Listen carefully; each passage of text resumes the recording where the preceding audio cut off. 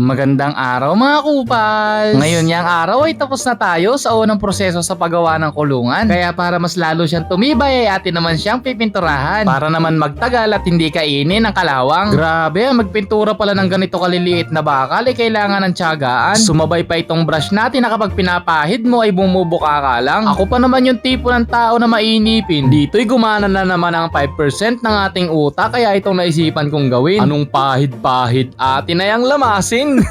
Kung di natin yan susubukan, paano nating malalaman na mali? Kung maganda naman ang resulta, di ang trabaho natin ay napadali. Huwag kasi tayong bumase sa mga bagay na nakasanayan lang natin o lagi nating nakikita. Hindi masamang mag-explore lalo na kung meron kang matututunan at meron ka ring mapapala. Ang sabi nga sa kasabihan, hayaan mong pinagtatawanan kanila kasi naiiba ka. Ang hindi naman nila alam, pinagtatawanan mo din sila kasi pare-parehas lang sila. Sheesh! At balik naman ulit tayo dito sa pinipinturahan ko. Tamang salswete nga lang tayo dito at taas baba naman ay pinturado.